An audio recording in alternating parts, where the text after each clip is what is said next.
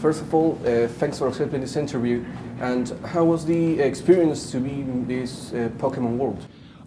The experience was amazing. I was such a huge Pokemon fan growing up. I had all of the original cards, the games. I watched the anime. I mean, it's a childhood dream come true to be in a movie like this. Yeah, so I played Tim Goodman, who is estranged from his father, and that's kind of tainted his relationship with Pokemon. And then once his father goes missing, he has to team up with Detective Pikachu in order to find him. And Detective Pikachu opens him up, and he realizes not only that he's more like his father than he thought, and that he wanted to admit, but that his love for Pokemon was always there and will always be there. Being a detective, or I'm not very good at finding things or solving cases in real life, so it was really cool to act like I was in any regard.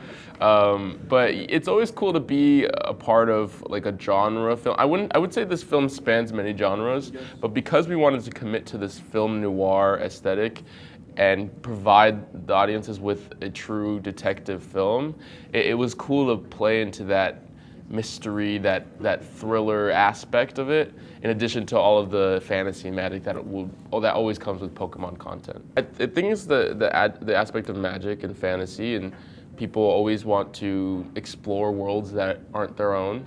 But I also think what the Pokemon Company does really well is it embraces the community. And in the original games on Game Boy Color, in order to transfer a Pokemon or evolve certain Pokemon, you had to find another kid and plug your Game Boy Color into his. Or to get new cards, you had to trade with other kids. There was always a interpersonal aspect of bringing people together, of creating new bonds, and they've done that since the beginning. And now that, people my age in their 20s, people who are older than me in their 30s, who have families of their own, are bonding with younger generations over something they were so passionate over. And that's unheard of actually one of my favorite scenes is the Mr. Mime scene, which is funny because when we were shooting it, I thought that scene was gonna get cut, and so did Rob Letterman, our director.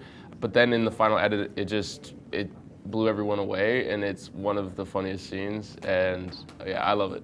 Yeah, I think that it's making peace with the past. There's a message of it's never too late to mend mistakes, or at least try to make things right.